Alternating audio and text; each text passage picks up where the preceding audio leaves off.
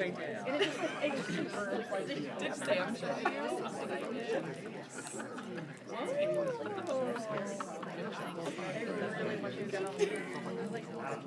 I was responsible for it, so I had to like write it up to Sam, and I said, yeah. I went up and out right now. This is crazy. I wrote up the station and just said I was done and it's not.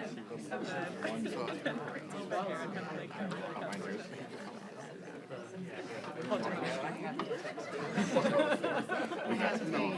gonna get started on a new set. I usually put like 4 gifts on my wall and just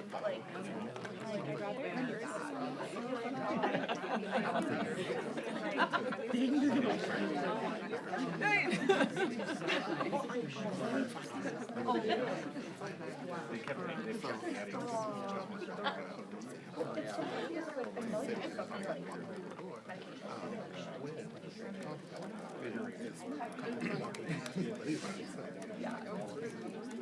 right. And you know, I feel like the nurses, it's just like, oh, you're just use sufficient. And my conscious, and I told them, if you go into the house of work, you can't put a credit card in your name. This is Oh,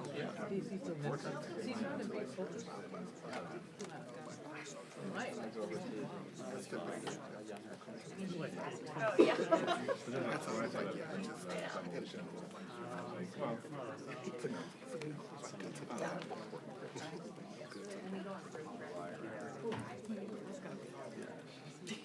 I'm so excited. 2 minutes. 2-ish. No. He'll beat him. It's so like nice. Like balls, like it's so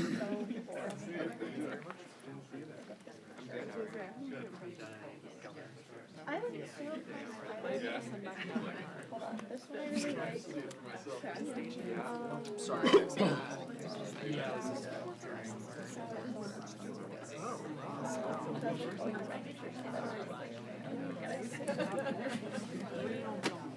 Oh yeah, this was pretty awesome. Last week? Yeah. 5:07 p.m. Looking great. Yeah.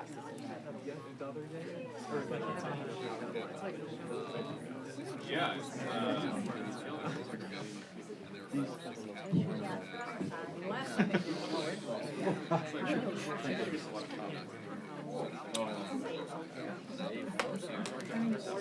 No, I just like I wanted to see what they said. Yeah, I just no, you're good.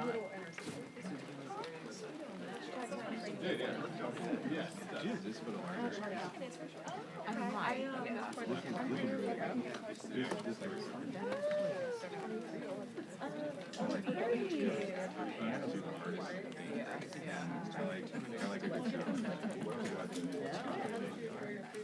Hey, Scotty looking like the last Why is it separation? Please verify make this shit happen. Oh, I think it was like this month. I was like, I was here on Monday. No, like 2 weeks. Yeah, it was good. What did I do? It was good. I know. That's what I was like. It was like my first like I'm gonna make my outside content.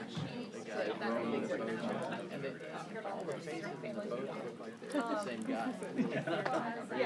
Yeah, senior families they that's when outdoors. Not upstairs. I was just thinking like oh my god, yeah. But yeah, she was there, so oh my god, I didn't see that. Do you want me to turn around? No, I just don't want to shut off. I'm not going to touch it.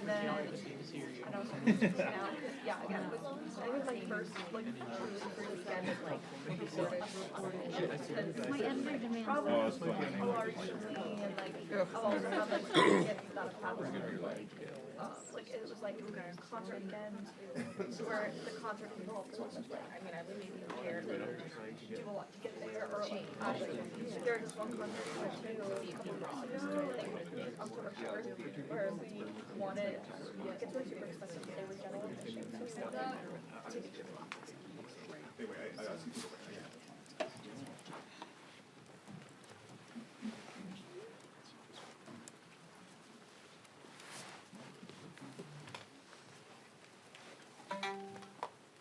Afternoon, everyone. This is day 22 of the Trump Republican shutdown of the federal government.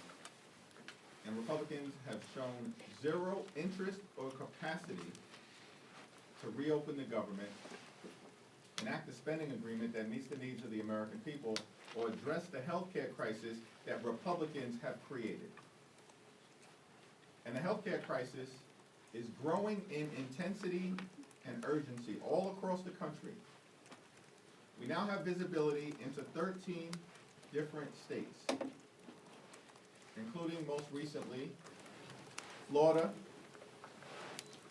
Virginia, Maryland, and Georgia. And all across those states, millions of Americans are going to experience dramatic increases in their health care premiums, co-pays, and deductibles, as is the case with everyday Americans all across the country.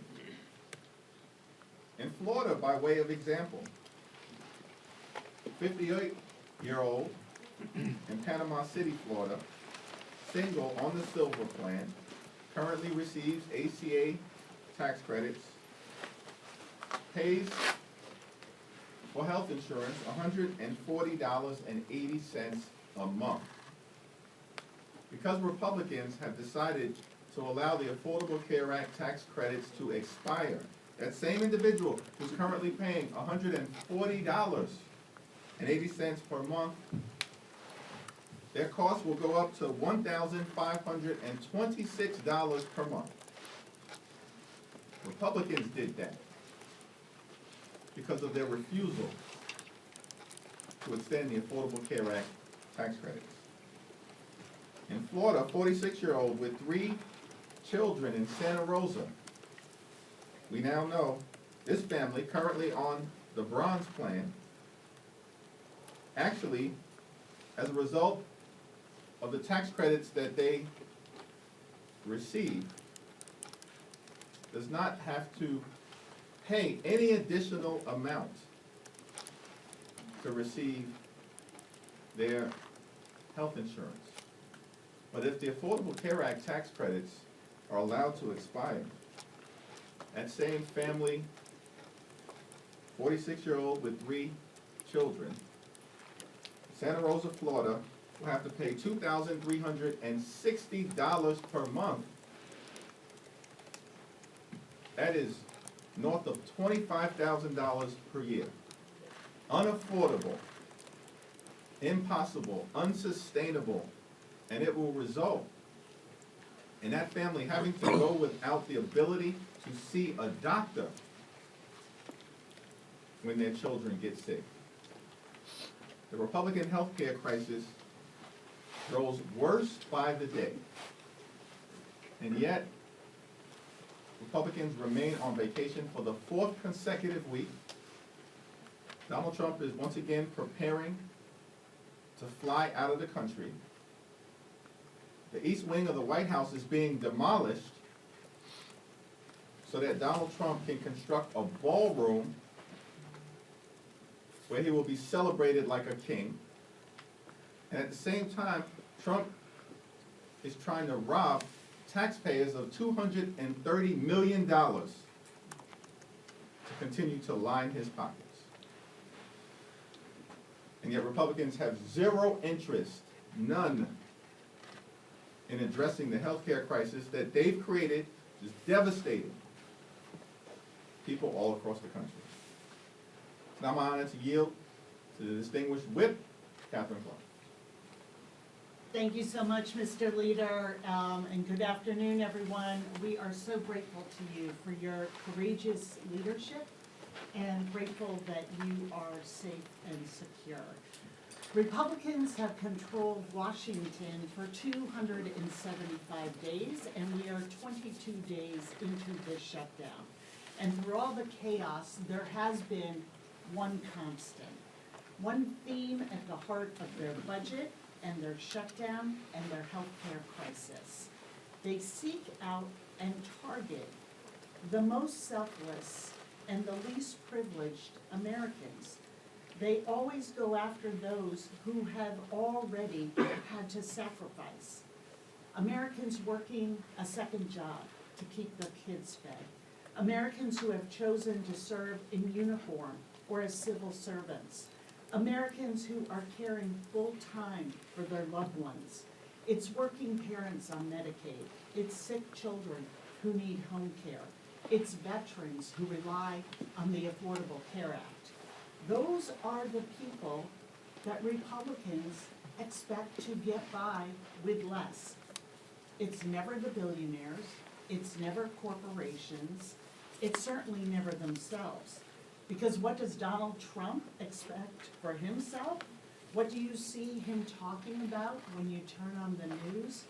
A luxury plane, a gold-plated office, a new ballroom, and now a literal monument to himself.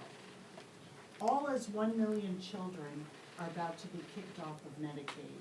Another million will see their family premiums double or even triple. And Republicans are complaining about the peace prize that Trump didn't get, about camera angles and escalators, acting like somehow they are the victims. While they victimize the most innocent and vulnerable people, hard-working Americans, Republicans choose to go on vacation. That's not an option for the American people. The bills come due, no matter how hard they work. So our message to the Republicans remain the same.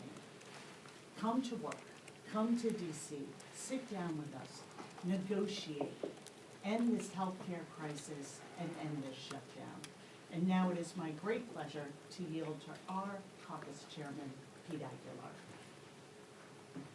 Thank you, Whip Clark. Thank you, Leader Jeffries. Before I talked about the shutdown in healthcare, I did want to touch on the terrifying threat that Leader Jeffries, by someone convicted from January 6th.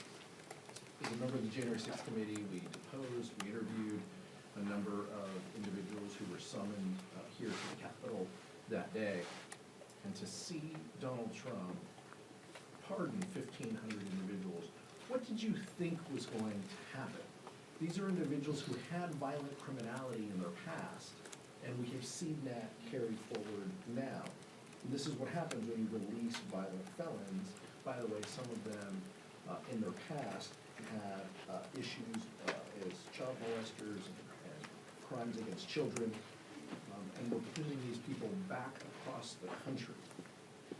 Following the recent horrific acts of political violence on people of both parties, we should do everything in our power to lower the temperature and keep our communities safe. And that's why I was disturbed by Whip Emmer's comments, in particular when talking about individuals who went to rallies, essentially calling American supporters of the Democratic Party supporters of terrorism.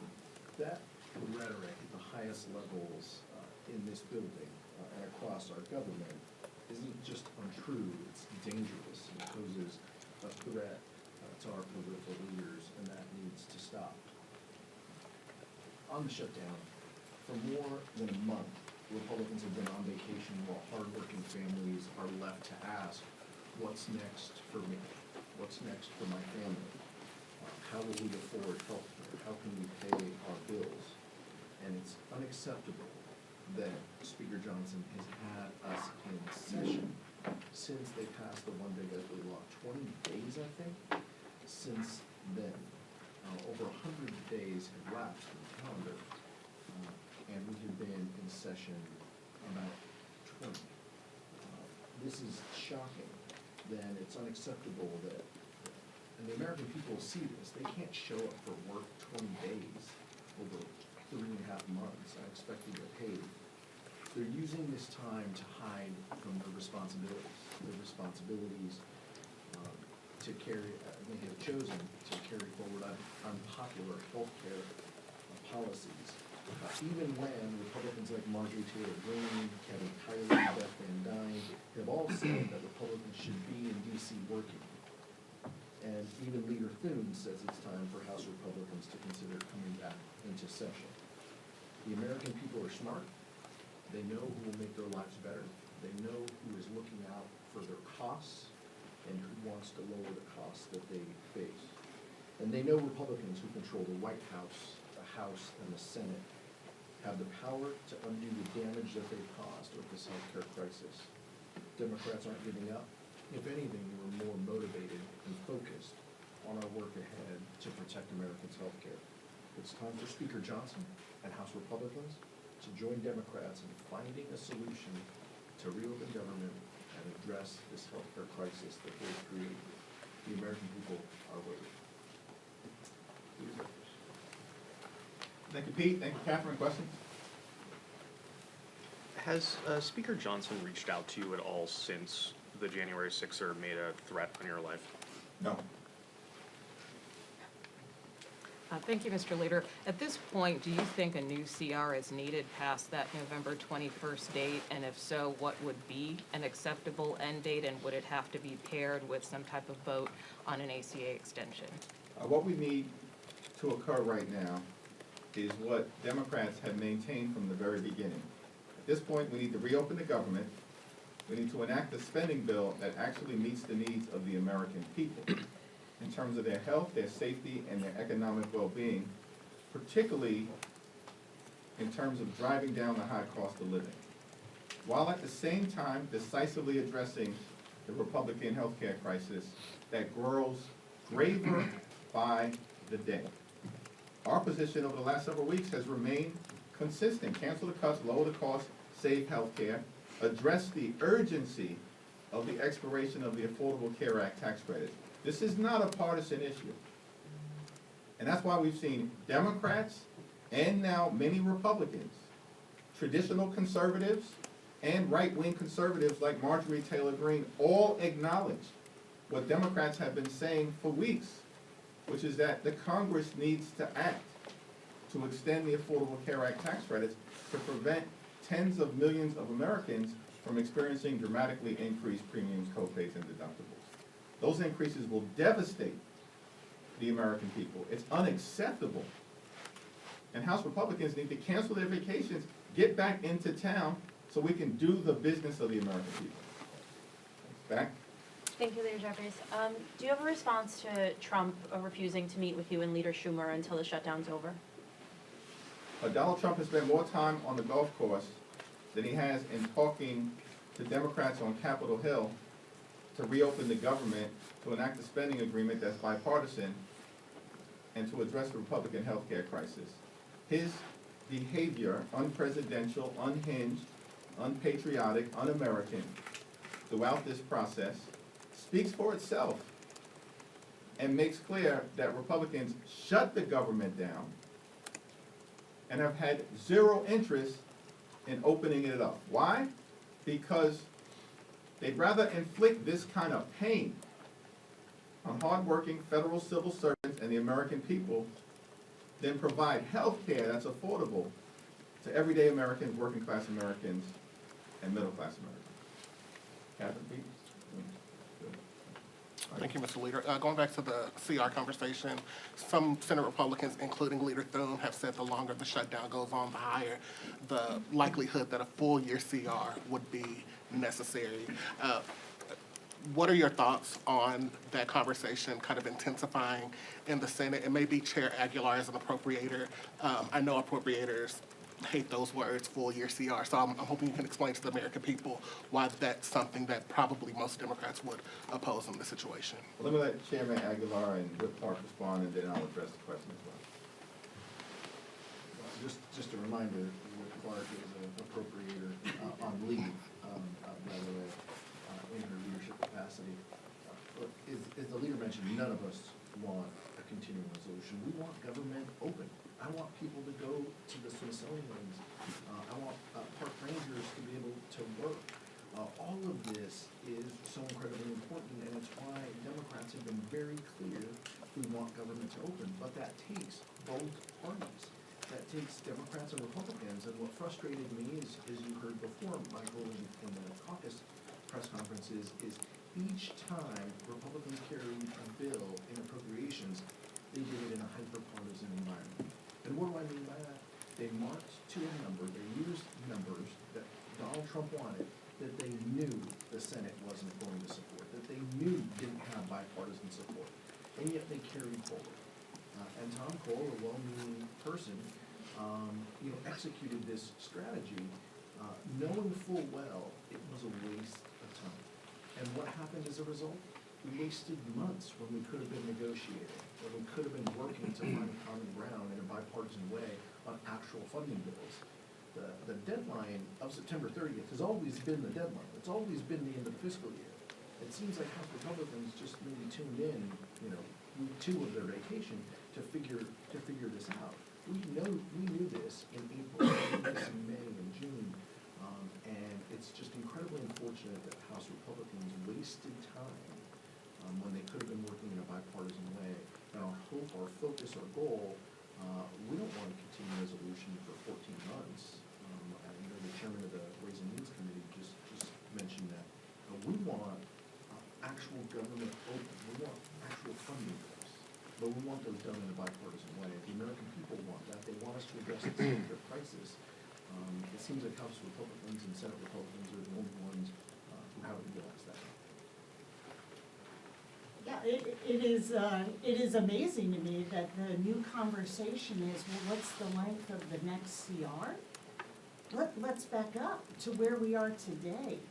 We are in the 22nd day of a shutdown that is completely avoidable. By coming to the table and talking about the American people, and that what they promised, what the Republicans promised, and the president promised on day 1, we're gonna help lower your costs. And everything has been made harder and more expensive. So come to the table. Why are you talking about the length of the CR?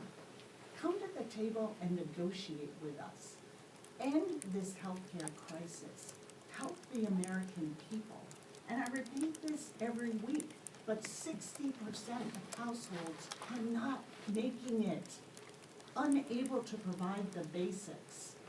And so let's bring those voices in, and by refusing to even show up to do your job, the arrogance and the dismissal of what's happening in people's lives, how they feel when they know the threat to being able to provide for their families, being able to afford housing, groceries, the utility bill, and then this blow. I mean, how are people possibly supposed to be able to afford an increase of $2,000 in their monthly insurance premium? This is the issue we need to be talking about.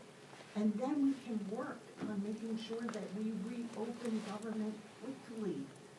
And the other, they are now trying to reimagine themselves as the champions of federal workers, of the champions of food programs and health care, when all they have done is take an axe to all of that since they came into office, and deliberately, their word, inflict trauma on people who serve the public.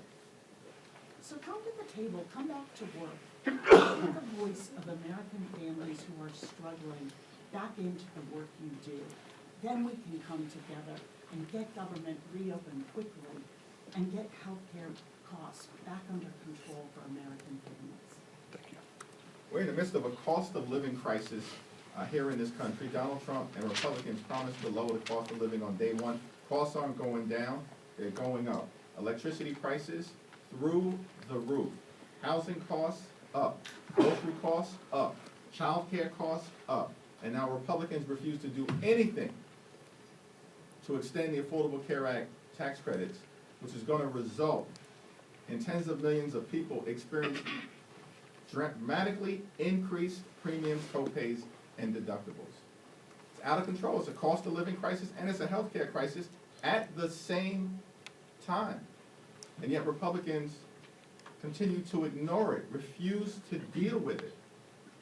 And on top of all of that, we're in a moment where millions of Americans are about to increase their experience with heightened food insecurity, with hunger, because of the one big ugly bill and the fact that Republicans enacted the largest cut to nutritional assistance in American history. These are all quality of life issues that have to be dealt with right now. And yet Republicans want to talk about process and their my way or the highway approach, their take it or leave it approach, which is what they've been visiting on the American people this entire year in terms of their extremism. And it's all unacceptable. Just come back to work, let's sit down, let's negotiate a bipartisan agreement, let's reopen the government, let's address the high cost of living in the United States of America, let's address the hunger that you're creating, and of course, let's address the Republican healthcare crisis. Mr. Leader, given the rampant misconduct we're seeing among immigration agents, most recently on Canal Street yesterday in Chinatown, New York City, do you think eventually ICE should get the Doge treatment? We've all been very outspoken as it relates to the out-of-control behavior unleashed on law-abiding immigrant communities by mass agents hiding their identity and far too often violating the rule of law, often directed at people who are American citizens. And it's all unacceptable. And it's one of the reasons why the American people have turned on Donald Trump and Republicans with respect to their extreme immigration policies. We should be holding the Department of Homeland Security accountable for the overreach and the extremism that they're being subjected to in terms of what the American people are experiencing. And yet, we're seeing none of that accountability coming from Republicans. That's unfortunate, but Democrats will continue to make the case to the American people that this is all abnormal, so much of it is unlawful, and it's got to stop. Mr. Jeffries, thank you. Good afternoon. Can you or Ms. Clark allude to this question about using the healthcare subsidies and using the end of government funding as an inflection point? The idea that in the minority you don't have many opportunities to say, okay, here's what we want, here's what we need.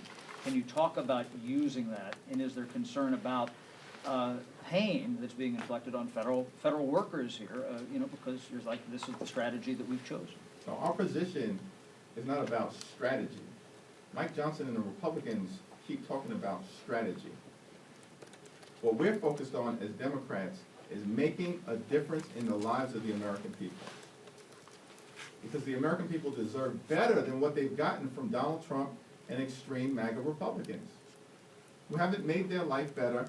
They've made their life worse. Their life has become more expensive.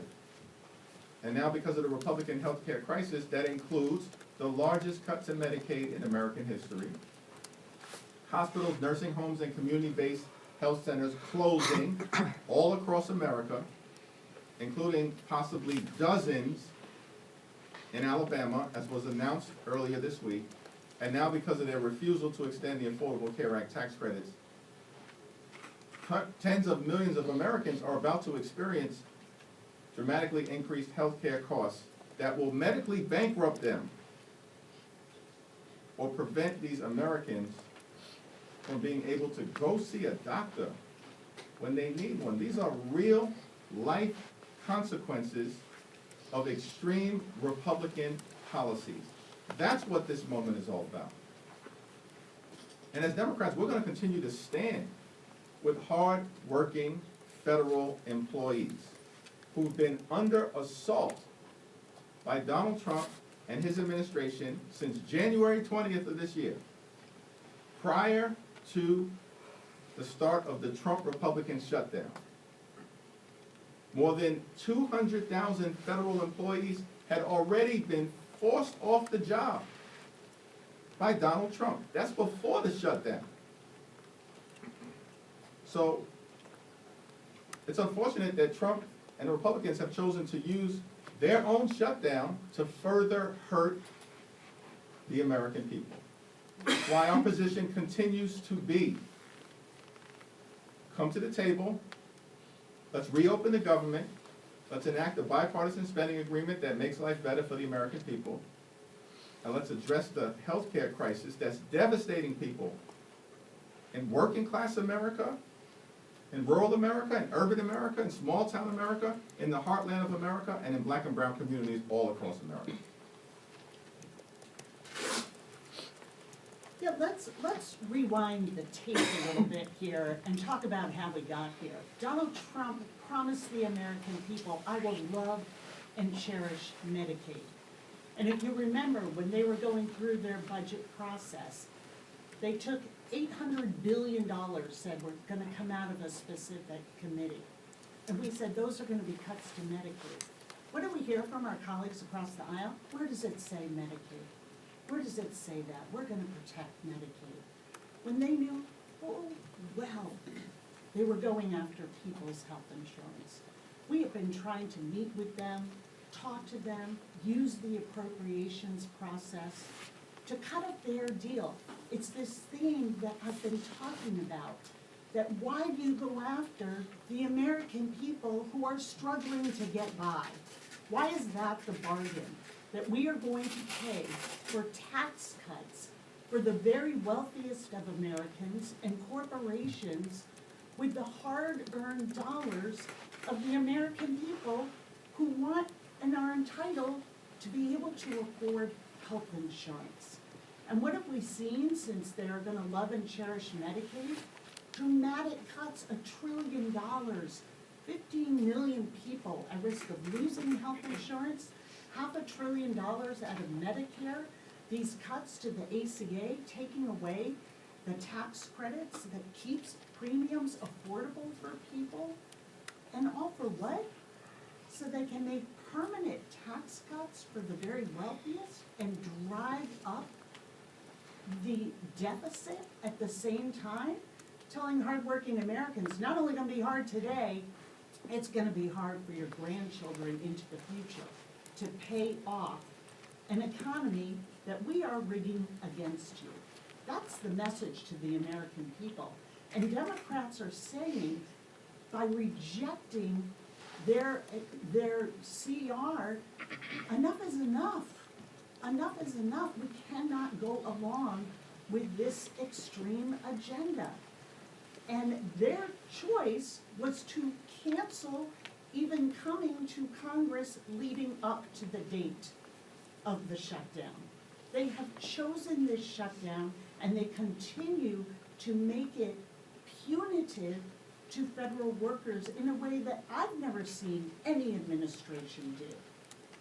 That they are choosing who they like, who they don't. We have always come together before any shutdown, no matter which party was, had policy disagreements over what, and said, we will come together in a bipartisan way and pay our troops. The White House just said in the past hour that it was Democrats who were essentially being punitive by saying, let's, let them cut some of those programs and we'll use this as leverage. What's your response to that? I would put that in the category of love and cherishing Medicaid and lowering your costs on day one. It's an outrageous, they have been attacking federal workers. Their goal was to inflict trauma. Whether it is firings, proposing that some people will not get the back pay that they are entitled to get under federal law in this shutdown, making things as difficult as possible. I mean, the way they have treated workers, whether they're federal workers or hardworking people in our community, who are trying to provide for their families and are struggling to do that. It is just a let them eat cake moment. You just fend for yourselves, because we'll tell you who we're working for. Those who already have great wealth and power, full stop. So they can say whatever they want, they can issue and try and spin the context, Federal workers know who's on their side. And working people in this country are watching what is happening and watching them put them last. You get in line. Your tax credits that help you pay for insurance premiums, those expire. Those for the very wealthiest, we're making those permanent in the very same month, in the month of December. It is outrageous. And the fact that they aren't even showing up, you don't even show up to do your job, is something that it is no wonder that that the American people are showing up and 7 million strong at rallies on Saturdays, but also showing up in poll after poll saying, this doesn't work for me. The system was already rigged against me, and now it's getting worse due to your policies. So they should really look in the mirror. And if they've decided that cutting people's health insurance in order to give the wealthiest people in this country a tax break is a bad policy, we are here to meet with them and talk about how we can undo this. Let's put the people back into the proposition here and end this shutdown. Thank you. Oh, right there. Oh, me? Third row. Leader Jeffries, what advice are you offering Illinois Democrats right now who are considering redrawing their maps? And do you share any reservations about potentially diluting Democratic strongholds? As was the case in California, it's my expectation that Illinois Democrats are going to carefully consider their options and make sure that they draw the fairest map possible for the people of that great state in the context of Donald Trump's efforts to gerrymander congressional maps all across the country, including most recently in North Carolina, because Republicans are running scared. They know that if the election were held today, they would lose the House decisively, and that's why they're trying to rig the midterm elections. So are you supportive of the redistricting efforts? Same answer. Third row. Oh, me? Sorry. In about a week, House staffers will start to miss their first paycheck if the government shutdown continues to drag on. What kind of guidance have you given to offices or staff about this upcoming deadline? Yeah, there's been ongoing discussions with our hardworking staff. These are great patriotic Americans who are all in on public service, all in on serving the people that members of Congress are privileged to represent across the country. And we'll continue to provide them with a lot of information. The hope is that we get this shutdown resolved before the end of the month. We've been maintaining that position from the very beginning of the Trump Republican shutdown.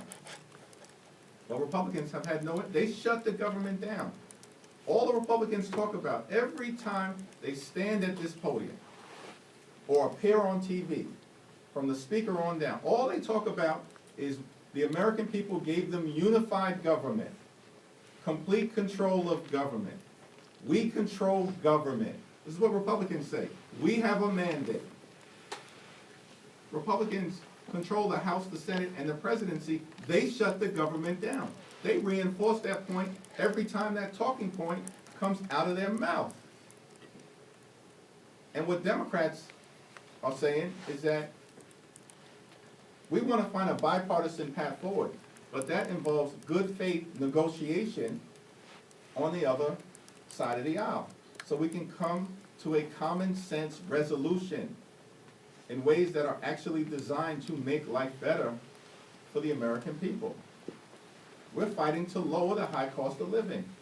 We're fighting to fix the healthcare system that Republicans have broken. And we're also fighting to clean up corruption in Washington, D.C., where we have an American president behaving like an organized crime boss, stealing taxpayer dollars in real time in front of everyone in plain sight.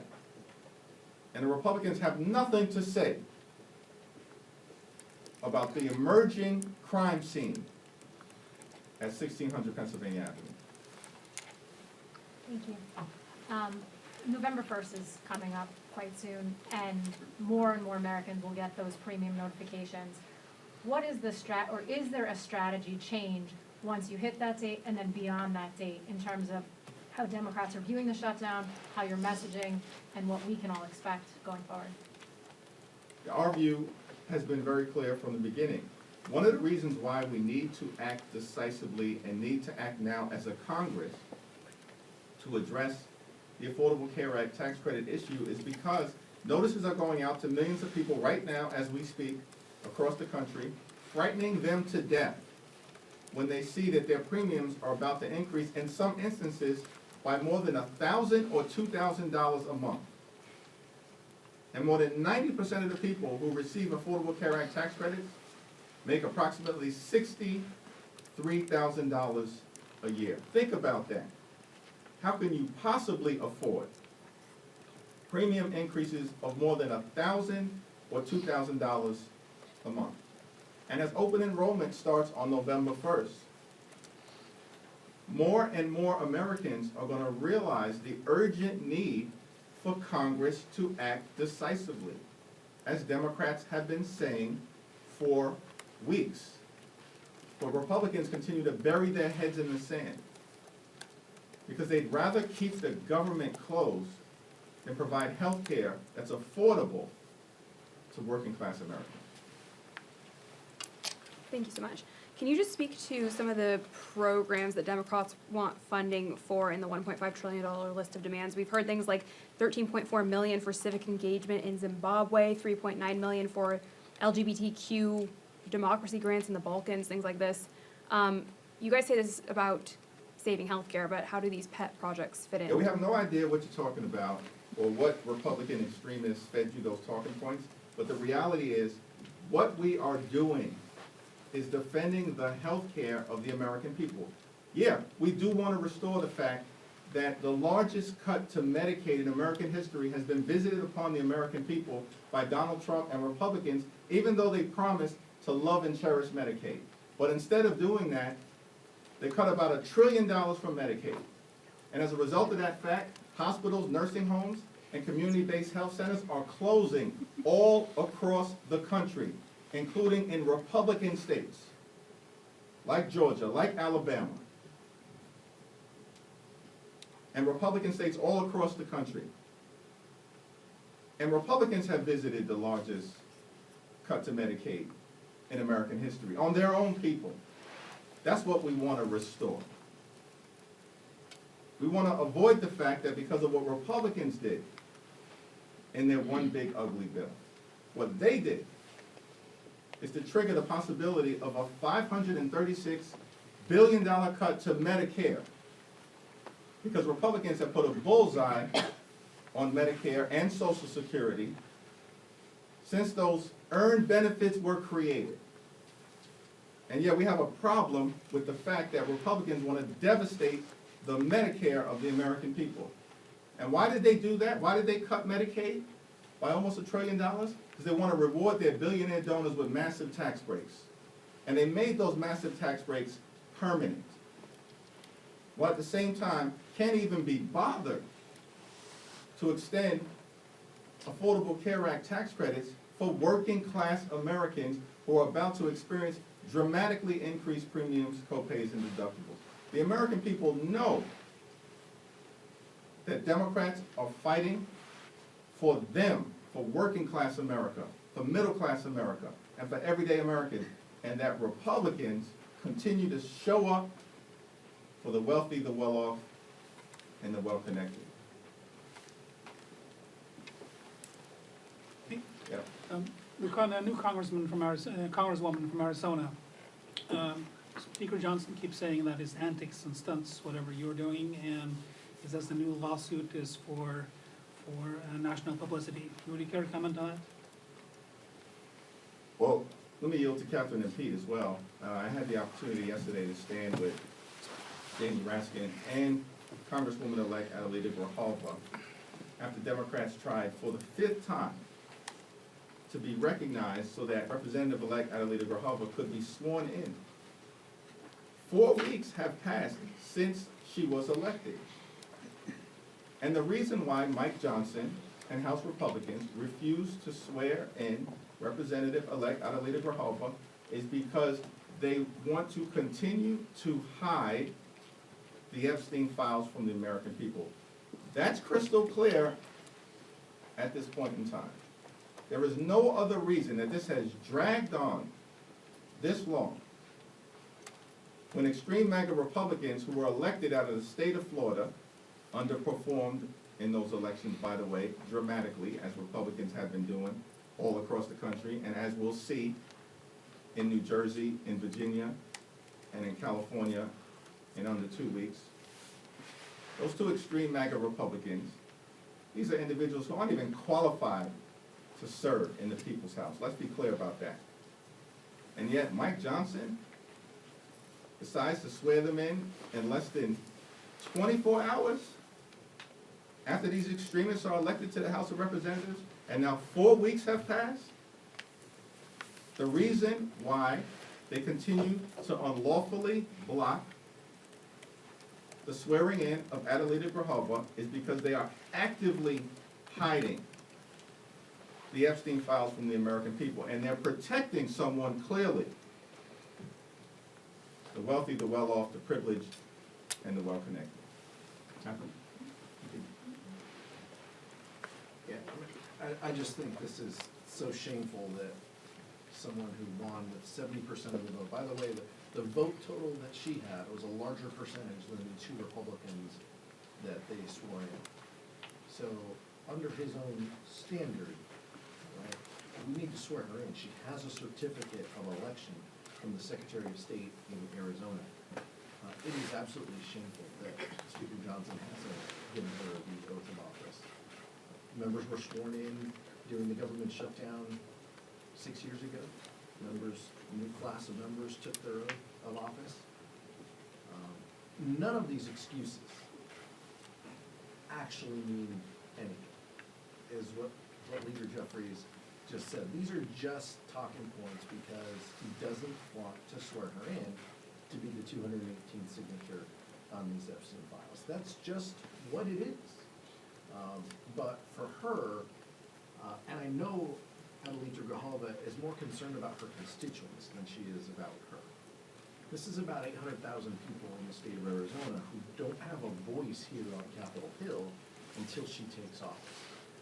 So for those people who are reaching out, who need help and support, who are navigating federal agencies, veterans who need VA appointments, those individuals don't get the help and support because they don't have a member of Congress. They can go to their senators, and we encourage them to do that.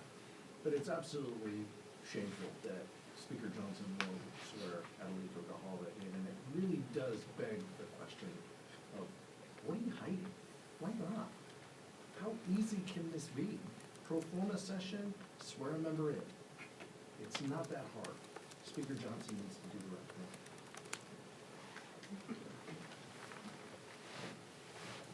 Thank you, Leader Jeffries. Wondering if you could comment, the Pentagon is implementing some new policy with regards to communication with members of Congress, apparently centralizing that through a specific office.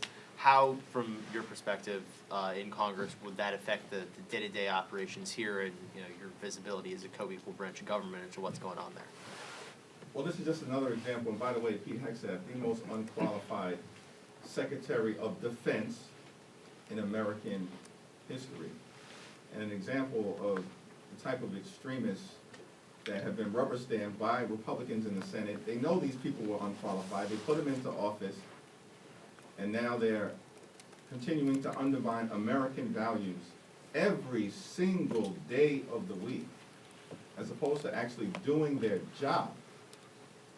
And from our perspective as Democrats, listen, we're not going to bend, we're not going to break, we're not going to bow down to any wannabe king as it relates to upholding our oath of office and standing up on behalf of the American people.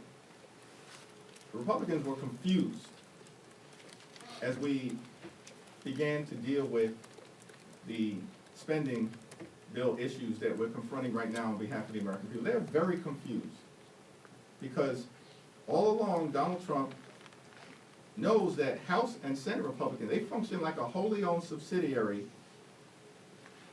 of the Trump cartel. That's how they act. They just rubber stamp Donald Trump's extreme policies and they move on. Don't say anything about it. Boss says jump, they just say how high. That's how Republicans have behaving all year. Our thing is that, no, we are a separate and co-equal branch of government.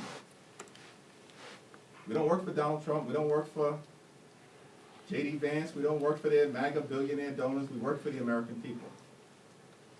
And that's why we're standing up for the health care of everyday Americans. And that's why Democrats are in this fight until we win this fight. Thank you all. Thank you, Rick. Yeah, you too.